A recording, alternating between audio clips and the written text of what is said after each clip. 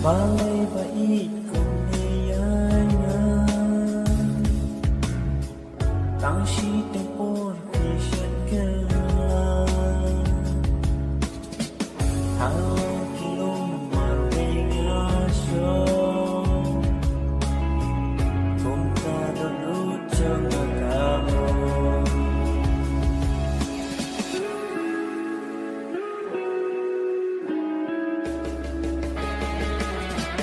Malay kami yang magkadyan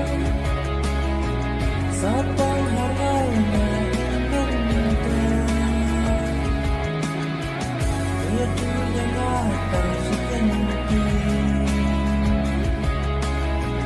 Hanggang ngayon nagkabensin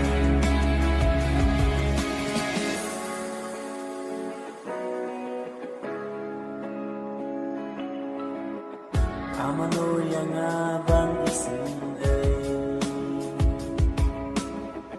Natloy bang iiparinay Di ba nga iya pimaway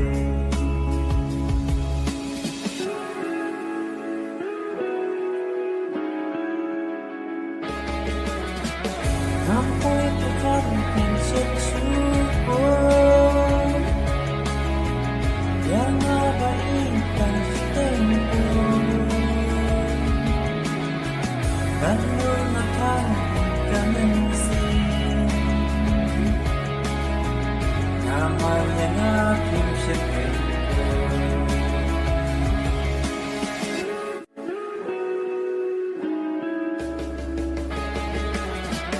Malay kami yang magkadyan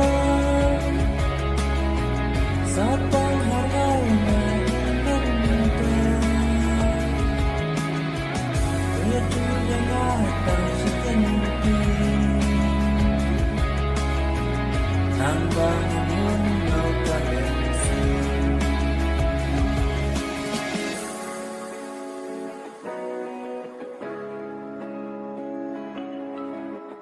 Amano yang abang isin ay Natloy bang iiparinay Di ba nga iya pimaway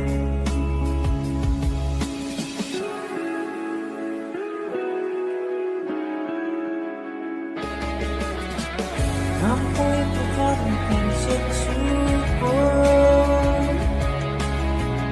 Yang mabaikan sa tempo Kano nakakaminsin Naman yang aking siyempre